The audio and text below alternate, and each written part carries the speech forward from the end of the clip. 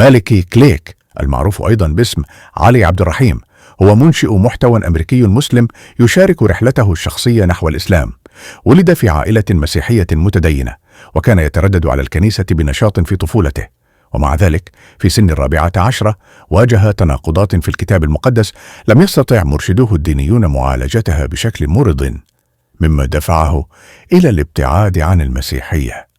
Wednesday Bible study, Friday youth night, and Sunday church. So I was going to church 3 days a week. Very active in the Christian community. I would say I was 14 years old. This is when the major shift happened in my life. What happened is I was at the one end. There was this guy. He was he wasn't the preacher. He was like the youth Bible teacher, right? I would say he was late 20s, early 30s. I was 14. So we're reading through the Bible. That's what we have, what we call, free time, where we read the Bible and ask questions at the end of the reading, and then we get into the group reading. So I start reading the Bible, and boom, it was from Allah subhanahu wa ta'ala that I found a contradiction. I found 2 contradictions. And so I read this verse, and I say, okay, and I turn the page, I keep on reading, and then wait a minute, same story, different numbers, same person, different story. What? So I raised my hand, and he said, yeah, how can I help you? And I said, well, I found these 2 verses, and this one says this, and that one says this, but they clearly contradict each other. The guy looks at it, he looks at this page, he looks at the other page, and he puts his hand on his shoe, and he says, huh, I didn't even know that was in the Bible. What? You're the guy. You're the Bible teacher. You're the leader of this whole thing. 1, you didn't know that was in the Bible, and 2, you didn't know about there was contradictions in the Bible. And I kind of looked at him like what? It's like you're driving in the car with a guy, he's holding the steering wheel, and you say, how do you drive? And the guy says, I don't know how to drive. I don't know. It's scary, right? When somebody is supposed to be teaching you the Bible, and he doesn't know that there's a contradiction. So I'm like, okay, so what do we do? How do we rectify this? What am I supposed to do? I need answers. The guy tells me, well, in this case, you just gotta have faith. And that's when I checked out. Spiritually, I just said, the Bible can't even defend itself. But you want me to show up here every Wednesday and talk about something that I should just have faith in? Okay, so why don't we even show up? I can have faith without even reading the Bible, right? So from that point, 14 years old, I still go to Bible study on Wednesdays. I still go to Friday youth night. I still go to Sunday church. But there's nothing here. Gone. It's gone completely, right? So my life was football, surfing, girls, high school, normal American kid. I get careless about religion at this point. I start to do my own thing. I get in trouble. I get around the wrong crowd. I start smoking weed and drinking and stuff like that. And I just have no moral compass in life. 0. And so I thought the best way to remedy that is to go into the military. So I joined the military. Long story short, I do my time in the Army. I get out. I'm not going to say that joining the military really was bad for me, because I learned a lot. I learned a lot about responsibility and accountability. I learned about how to be a man and step up and serve and be humble. But it did nothing for my spirituality. 0, nothing. So fast forward, after I get out of the military, what happens? Same thing. I get around the wrong crowd, go back to drinking, smoking weed, and it was even worse. Like I had no feeling about anything. Like I was going through wind left and right. I was smoking weed. I was drinking. I was just being careless. I had a job, I had a place, I was okay. But there was nothing there spiritually. I pulled an armed robbery. Actually, pulled an armed robbery. I didn't need the money. It was for the thrill. I was bored with my life. I didn't care anymore. I didn't care. So I went to prison. Before that, أثناء وجوده في السجن التقى بسجناء مسلمين عرفوه على الإسلام. من خلال توجيههم واستكشافه الشخصي وجد الإجابات والاكتمال الروحي الذي كان يبحث عنه، مما أدى إلى اعتناقه الإسلام. I've never been arrested. I've never done a crime. I've never did an 1 hour in jail. Never. But here I was. And I got sent away to prison, to a maximum security prison in Walla Walla. It's called Walla Walla State Penitentiary, WSP. And I went through a shock. A person that's never been to jail before, it's like, wow, not only did I go to jail, somebody might do something stupid, get in a fight and do a day in jail or something. Okay, now I'm in the big house, I'm in prison. I'm in there with killers, thieves, drug dealers, organized crime guys, just crazy, gang members, white supremacists, you name it, Mexican mafia, everything. So prison is different than prison life and rules. The conflict code is way different than anything on the outside. Everything is race segregated.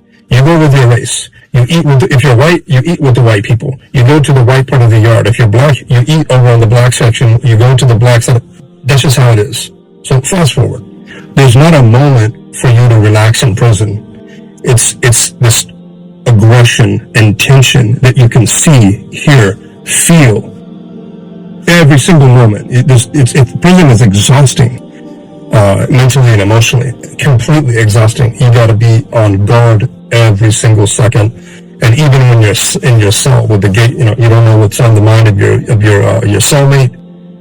Could get a bad letter, bad news. The guy's in there for life. He doesn't care.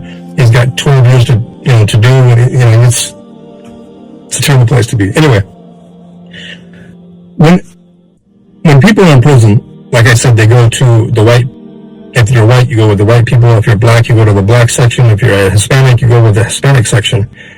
The thing is, I never agreed with any of that because I had never been like with white supremacist people. Like I never even had a friend that was a white supremacist ever. So what I did, I just did the Sigma male thing. I was asserting myself as a dominant male in the prison. So I'm doing my thing. I'm just running, I'm running on the track. And I see this guy across the track. Turkish guy named Omar. I didn't know him though. I'm just telling you now. The guy had a mustache like this, like what do they call it, handlebars, and went down all the way. No beard, no hair. He shaved his head bald. 5 black guys behind him. He cuts the track in half and he's headed straight for me. I'm like, oh, here we go. And then the whole 3 times. But this looks serious. These guys look like they're about to roll me up. Like they're coming for business. So he cuts the track. He's running. He's coming straight for me. I stop and I prepare myself. I'm kind of sizing them up as they're walking to me. So I'm going to catch 1 of them or 2 of them. I'm here for a short time, but for sure, I'm not going to die. No, I'm going to give them a hell of a fight.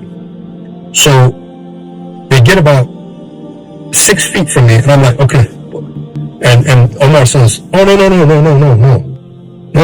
we didn't come for that. Whoa, okay, I can see how it looks. No, I just wanted to talk to you, man.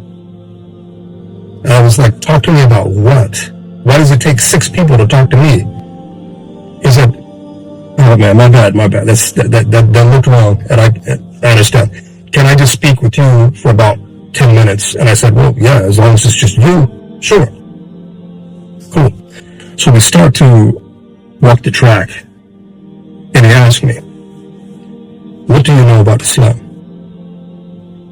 and being raised upper class, having everything that I ever wanted in life, kind of sheltered in my own white Christian type of world, I said, nothing.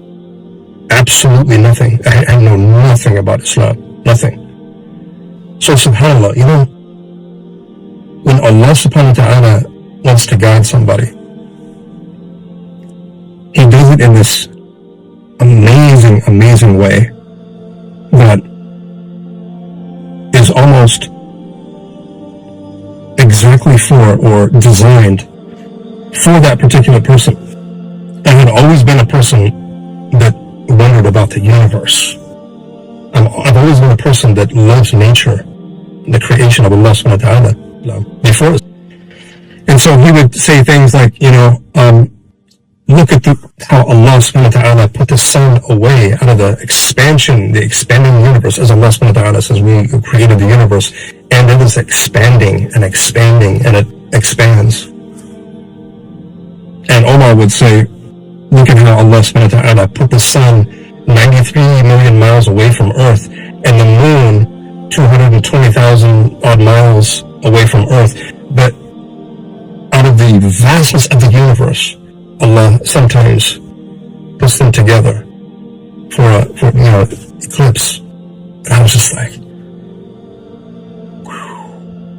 whoa, that's deep.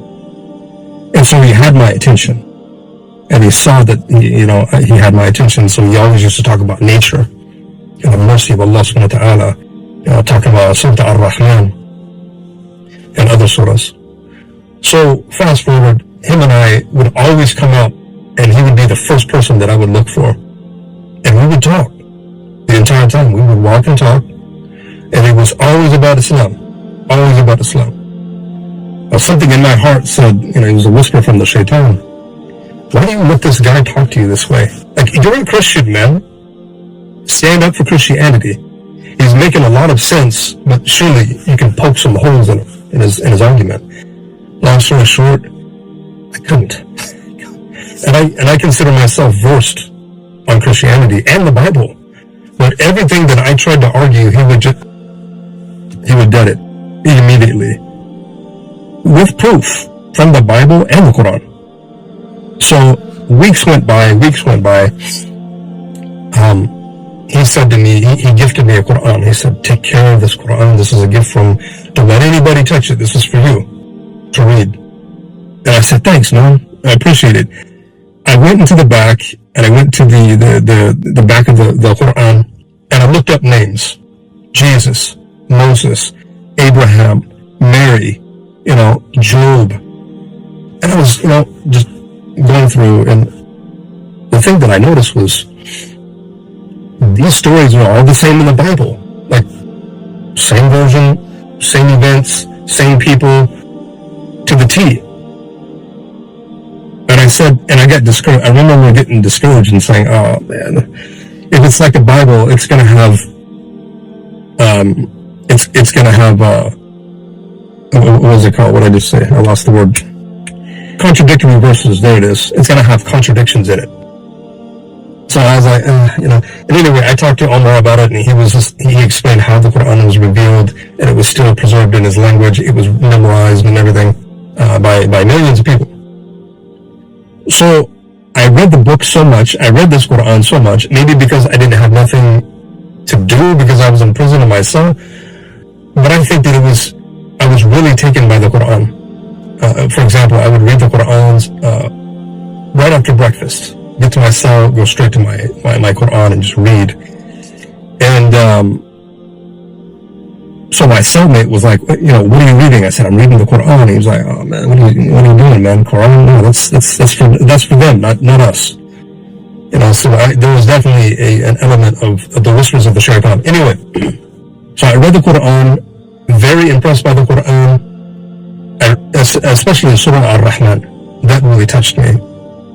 Surah Ar-Rahman was really, out of all the surahs, that was the one that was, that my heart most loved. So he came to me one day and he said, check this out, man. How about if I invite you to Jummah What's Jummah? It's kind of like Sunday church, but we do it on Friday. And I said, sure. Like, I have nowhere to go. I'm in prison. Sure. I wanted to, though. Not like I didn't have nothing to do, nothing better to do, but I wanted to because, you know, him and I had been speaking at this time for about 3 months. And I was very impressed with Islam. Very impressed with Islam. But the whispers of the shaitan, me being a white American, it was really hard. Yeah, Islam is this, it's nice, but that's not for you, though. You can't be a Muslim because you're white. That was in 91. A lot of people think that today. White people think that today. They think it's just a religion of brown people, or it's a religion of terrorism, or it's a religion of death, or whatever they think. It's not true. It's for everybody. It's universal. So, I went to Jummah as a non-Muslim. The first time I went to the masjid was as a non-Muslim. Got there, first thing that happened, I heard the adhan. And that brother was calling the adhan from the heart, and I just, it hit me. And so, next thing, Omar says, oh, come on over here, man, I'm going to show you how to make wudu. What we do before we pray.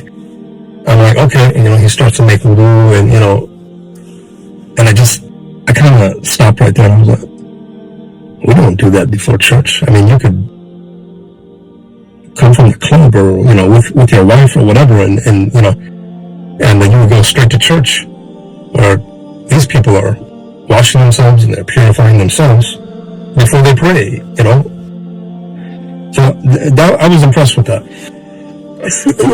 So we get inside the main prayer hall, and he says, look, okay, this is what's going to happen. The imam is going to stand up, he's going to give a sermon, he's going to talk about Islam, he's going to talk about whatever he's going to talk about, and then we're going to get up and we're going to pray, the imam's going to recite Quran, and I said, oh, okay, so he's going to pick up the book and he's going to read, while he's doing the khutbah. He said, no, this imam, he memorized the Quran, the whole Quran. That book that you gave me, this thick? Come on, man. No. He said, not only him, there's millions of people throughout the Islamic history that have memorized the Quran. And I was like, from cover to cover? He was like, yeah, word for word, without a mistake. And so that was another one. That was like, it went straight to my heart.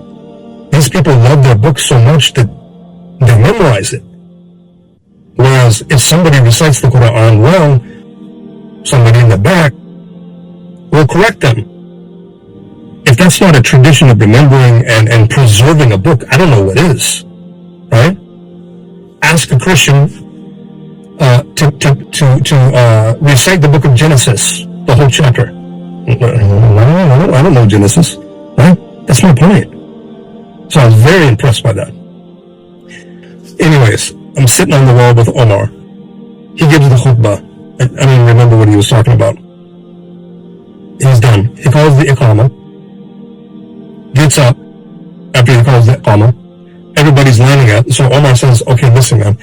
Just sit over to the side. We're going to line up in prayer in these lines, and we're going to pray, and then we'll go back. I said, okay, fine.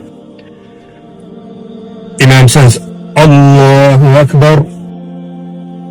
And these men that are just giants, like solid savages, man, as soon as they go into salah, no matter what they did, killers, drug dealers, assault, robbery, whatever, they became humble in front of Allah subhanahu wa ta'ala. And I just, wow. And so although Omar told me to sit on the wall, no, I'm not going to sit on the wall. I came to Jummah for a purpose. I want the whole experience. I want to see everything. So what I did is I got up while they were praying, and I went to the first row, and I did this. I went to the first row on the side, and I just want to look at them. And I was like to myself, wow, man, these people are focused. Like, nothing else matters right now. Nothing. They are focused. They are praying. the way the Imam was his tilawa, the way he was reciting the Quran, I was just like, man, just one thing after the other, one thing after the adhan, calling the prayer, the way he recited the Quran, the humbleness inside of the prayer. It amazed me. But if anybody were to ask me, Ali, what did it for you? What was the one thing which Allah subhanahu wa ta'ala opened your heart to Islam? And I'll tell you this honestly. When I saw these believers, these Muslim brothers in the prison, when they all went down in unison, all together, in sujood, that was it. That was it. I saw that and literally my jaw was, whoa. Again, the wudu, reciting the Quran, calling each other, the adhan, to prayer, being humble, and now they put their face on the ground in the adoration of their Lord, Allah subhanahu wa ta'ala. That's what did it for me. That's what did it for me. I thought to myself, these people that have washed themselves, they had purified themselves, they have recited the book of Allah subhanahu wa ta'ala, they have recited the holy book, they have been humble in their prayer and focused, khushu'. And they're putting their face on the ground.